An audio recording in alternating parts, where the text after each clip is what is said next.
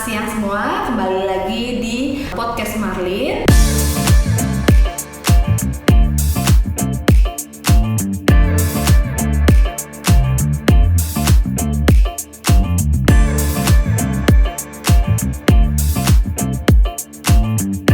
Nah, di sini kita kedatangan alumni yang super duper fresh from the oven, ya.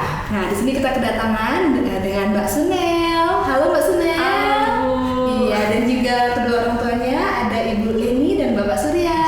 Siap. Ya, selamat datang Ibu di Marlin Podcast. Terima Ya, kasih. milik FPIK Undip. Nah, kita saat ini kedatangan tamu yang biasanya alumninya udah senior-senior. Nah, sekarang baru berapa jam ya untuk menyandang gelar alumni, ya kan? Baru di wisuda ya, baru tadi siang nih Mbak Sunel nih. Mbak Sunel ceritain dulu dong perkenalan. Mbak Sunel tuh FPIK angkatan berapa, lulus tahun berapa ya? Monggo Mbak Sunel. Oke, halo semuanya. Aku Sunel dari angkatan 2019 dari Departemen Ilmu Kelautan. Baru lulusnya? Baru lulusnya baru kemarin Januari 2023. Wow, ya berarti lulus dalam waktu tempo itu 3,5 tahun ya. 3,5 tahun. Berarti sudah dapat cum laude, terus juga waktunya paling cepat ya. Wah, excellent banget ya. Tepuk tangan buat Mbak Sunel nih. Keren. Ya. Oke. Nah, Mbak Sunel nih, cerita dong ke kita ya. Pengalaman-pengalaman atau momen-momen apa sih yang berharga atau tidak terlupakan selama Mbak Sunel melakukan perkuliahan di FPIK Undip ini? Dulu tuh yang pertama banget di semester berapa ya? Kalau nggak salah semester 2 Ya. itu memang aku dari dulu sudah tertarik ke himpunan sebetulnya. Oke, aktivis nih. Enggak juga.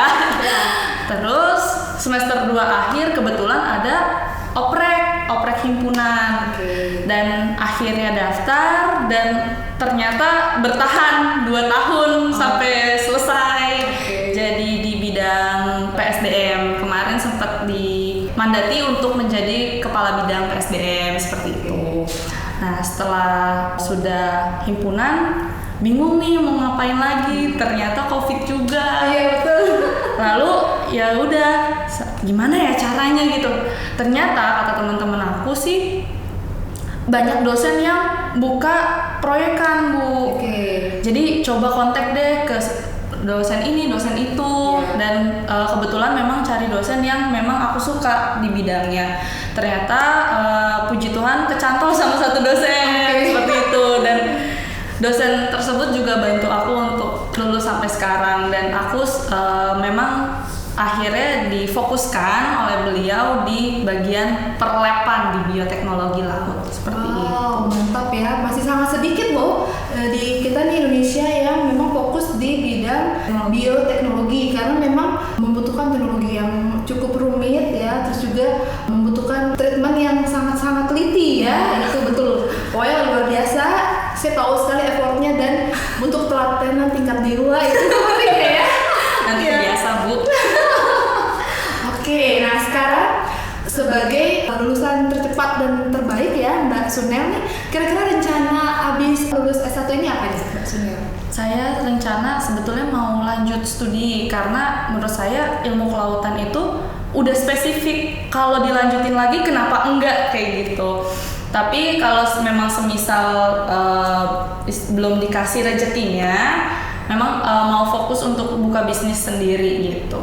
Wow, mantap ya. Jadi lulusan FPIK juga banyak peluangnya ya. Jadi tidak hanya bisa lanjut studi, tapi juga bisa kita sebagai wirausaha ya. Karena kan banyak sekali bidang-bidang kelautan yang belum terekspos ya. Nah sekarang nih ada Ibu Leni nih. Nah sama Bapak Surya ya. Dulu Bu bisa cerita nggak sih Bu, kenapa Mbak Sunel ini dulu memilih ilmu kelautan FPIK Bu? Ya, terima kasih atas kesempatannya pada kami sebagai wali orang tua yang mewakili mungkin dari seluruh anak-anak yang lainnya. Nah, waktu itu tuh kalau kami sebagai orang tua tuh nggak ngerti sama sekali jurusan-jurusan kelautan.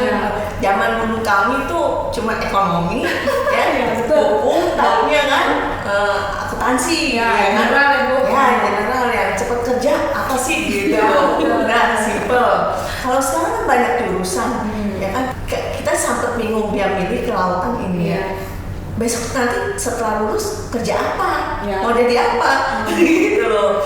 Ternyata setelah dia kasih tahu kita orang tuanya bahwa kelautan tuh tidak hanya bekerja sebagai bidang ini aja gitu, atau misalnya jadi nelayan atau apa, ternyata banyak peluang-peluangnya yang kita orang tua tuh tidak tahu, tidak paham karena beda zaman ya kita sebagai orang tua ya sudah support saja gitu, apa yang anak mau kita ikutin aja, kitanya bisa berdoa, mendukung, asal ke hal-hal yang positif aja.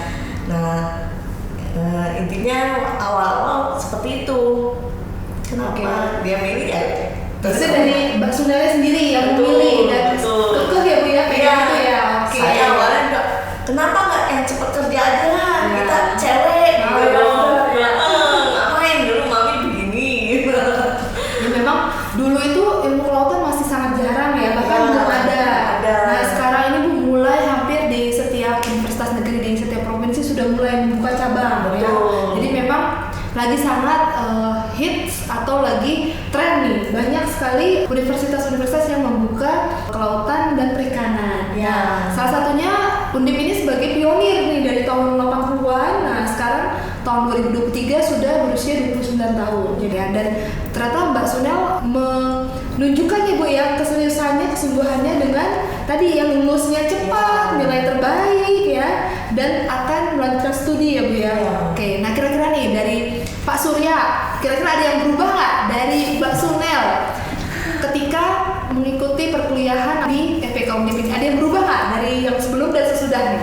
Ya kita akui setelah dia kuliah yang tadinya ya mungkin kita bilang manja atau apa, tapi setelah dia kuliah kita melihat perkembangannya sangat berubah, bisa mandiri, bahkan sekarang bisa mensupport kita orang tua, ada bisa diajak sebagai teman diskusi juga.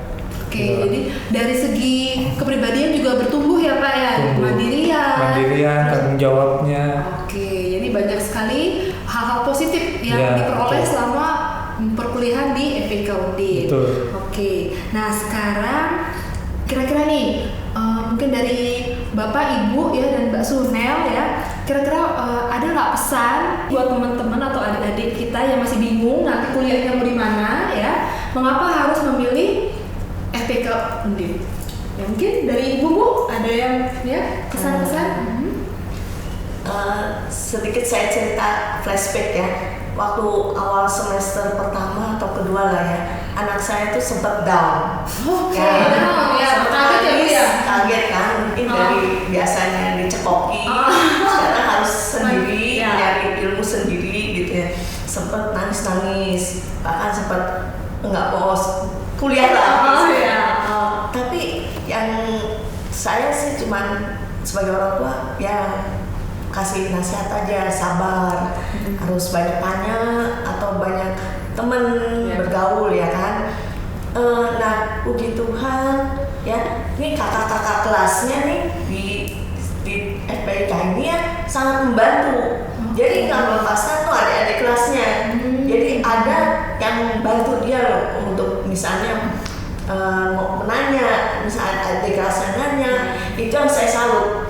Yang istilahnya kerjasama antara kakak kelas sama adik kelas itu ya kalau bisa ya memang selamanya nih dipertahankan, karena kan namanya orang baru, perantauan ya kan kita bingung gitu, nggak ada sanak famili, nggak ada orang tua gitu loh.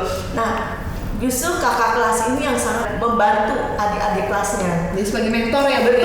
Sebagai Jangan dibully atau jangan diloncok lah gitu loh. Nggak ada zaman itu yang saya salut di FPK ini.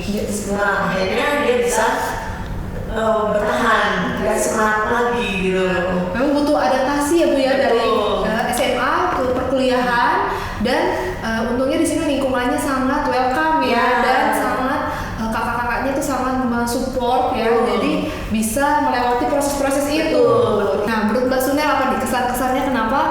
harus memilih FPIK Undip? Kalau menurut aku, kenapa harus milih FPIK Undip? Karena semua hal dipelajarin dan istilahnya tuh jadinya kita bisa ngelakuin berbagai hal. Contoh, kita bisa di lab. Seperti misalkan kalau di lab gitu kan identik dengan teman-teman biologi, gitu. Terus kita bisa main ke mangrove, bisa main ke lamun, bisa main ke rumput laut, dan itu ada beberapa site yang memang harus diving, kayak gitu.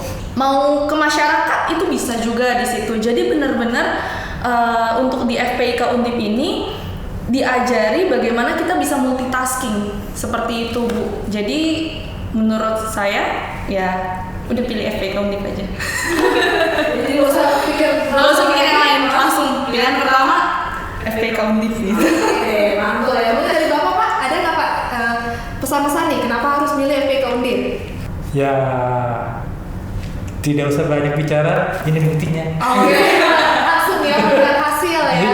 Oke ya. Jadi terima kasih banyak buat Mbak Sunel, buat Ibu Leni dan Bapak Surya ya sudah bincang-bincang ya tentang pengalaman anaknya untuk melaksanakan perkuliahan di FPIK Undip.